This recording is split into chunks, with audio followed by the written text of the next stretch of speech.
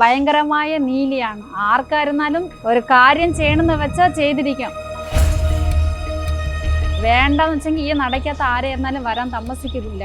മൊത്തത്തിൽ അവിടെ വെളിയിൽ വെച്ച് ഒതുക്കി വിട്ട് കളയും. പറഞ്ഞ് കള്ളിയാണ് സാക്ഷി അമ്മയ്ക്ക് ഇതാണത്. അതാണ് കള്ളിയങ്കാടെന്നൊരു പേര് കിട്ടുന്നത്.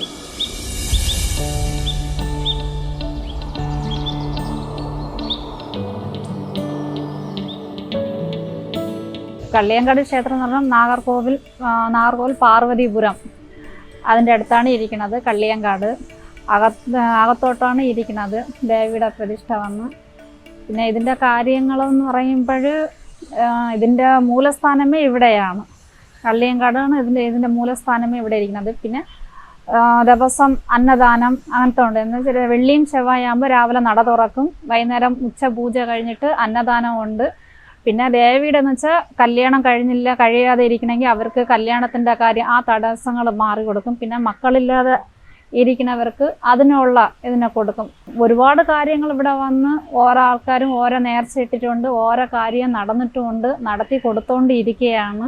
നീലിയമ്മ വന്ന് ടൂറായിട്ട് വന്നത്, തിരുച്ചെന്തൂർ പോകാനായിട്ട് വന്നത്. അങ്ങനെ ഇരിക്കുമ്പോഴത്തേണെങ്കിൽ ബ്രാഹ്മണനായിട്ടാണ് ഇവിടെ കൊണ്ടുവന്നതാണെങ്കിൽ അമ്മയുടെ കഴുത്തിൽ കിടന്ന ആഭരണങ്ങളെല്ലാം എടുക്കാൻ വേണ്ടിയുള്ളത് ശ്രമിച്ച് അമ്മയ്ക്ക് ഒരു മയക്കം വന്ന് അമ്മ ഇതാണെങ്കിൽ അവൻ്റെ മടിയിൽ കയറി ഉറങ്ങി.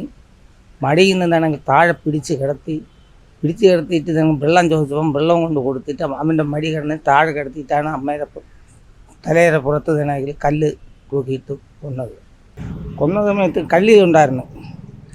ആ കള്ളി ഇതാണെങ്കിൽ അമ്മ കണ്ണു തുറന്നപ്പോൾ കള്ളിച്ചെടികളായിരുന്നു.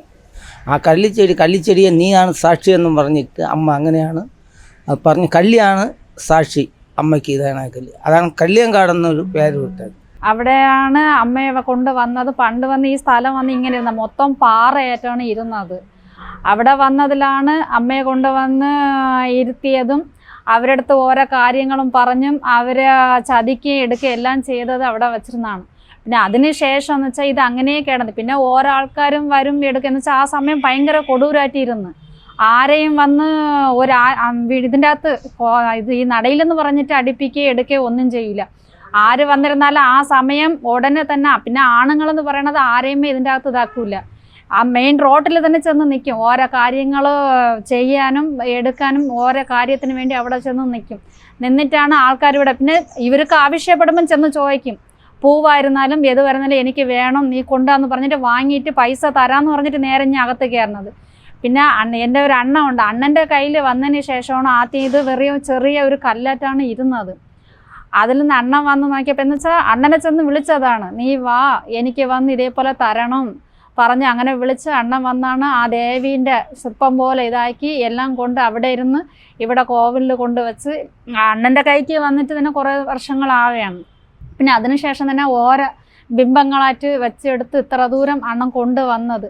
പക്ഷെ അവരെന്ന് വെച്ചാൽ നീലി എന്ന് വെച്ചാൽ അത്ര ഒരു ഭയങ്കരമായ നീലിയാണ്. ആർക്കായിരുന്നാലും ഒരു കാര്യം ചെയ്യണമെന്ന് വെച്ചാൽ ചെയ്തിരിക്കാം, അത്ര തന്നെ. അതിൻ്റെ കൂടുതൽ വേറെ ഒന്നുമില്ല. വേണ്ടെന്ന് വെച്ചെങ്കിൽ ഈ നടക്കാത്ത ആരെയിരുന്നാലും വരാൻ താമസിക്കുന്നില്ല.